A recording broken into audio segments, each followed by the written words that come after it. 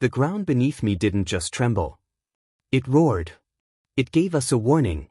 In that moment, I felt it in my bones, something that told me everything I knew about this world was about to break. I didn't know it then, but that day, the earth would steal from me what I could never get back. This was the time the earth fought back.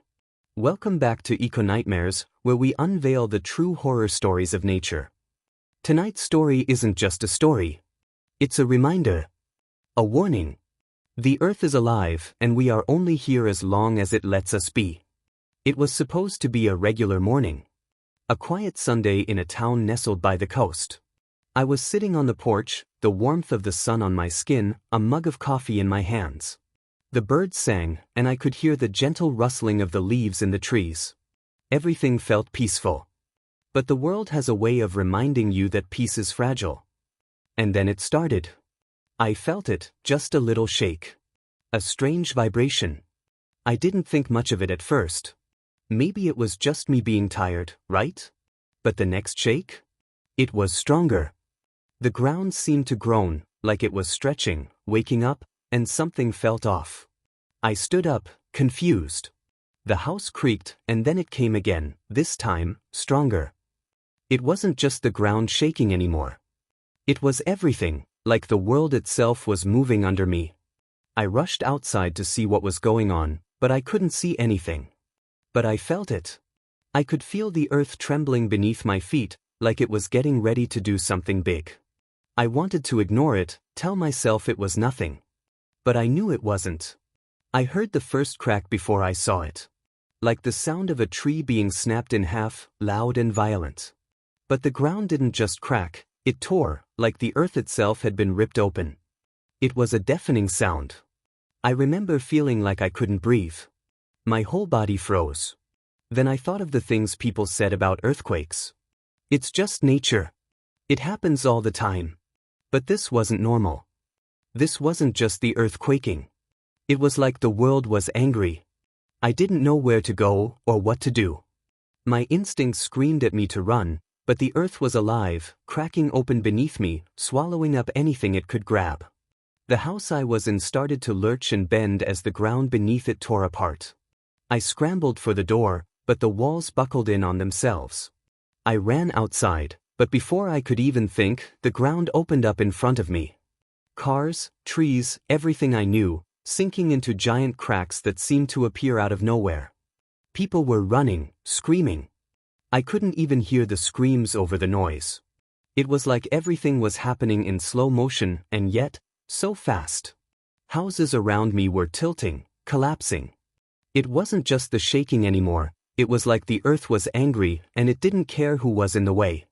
But just as I thought I'd seen the worst of it, nature had more in store. The landslides came next. I ran, faster than I ever thought I could.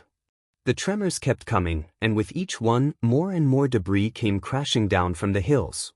Trees, rocks, mud, everything came barreling toward us.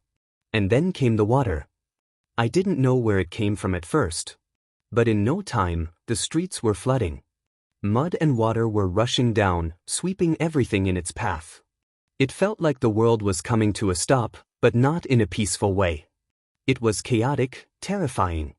People were trying to climb on top of anything they could find, but there was just nowhere to go. The water was everywhere.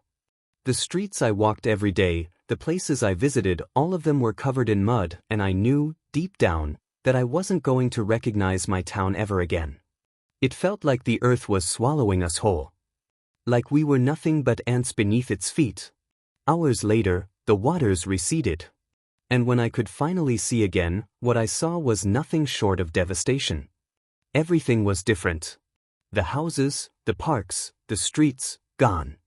But it wasn't just the buildings that were lost. It was the people. The neighbors I grew up with, they were gone. I didn't even get to say goodbye. And it wasn't just the loss of things. It was the loss of a life. A life I thought was safe, secure. The life I thought I could count on. In the days that followed, there was no sound. The birds were gone. The rustling trees, the gentle hum of life, it all disappeared. It was just an eerie, haunting silence that felt like the world was mourning with me. What the Earth did that day will stay with me forever. Not just because of the devastation, but because it showed me how fragile everything we take for granted really is. How quickly it can all be gone. I learned that nature doesn't wait for us to be ready. It doesn't care how prepared we think we are. The Earth is bigger than us, and it can take everything away in a heartbeat. We thought we were safe. We thought we had control. But in the end, the Earth reminded us who's really in charge. And I wonder, what if the Earth isn't done with us yet? What if that was just a warning? This isn't just a story. It's a reminder. A warning. The Earth is alive, and we are only here as long as it lets us be. So, the next time you see the news about storms or earthquakes or floods, think about this. Because we're not as invincible as we think. If you've ever experienced something like this, or if this story made you think twice about how fragile our world is, share it and subscribe to EcoNightmares for more intriguing stories. Stay aware. Stay safe. And I'll see you in the next nightmare.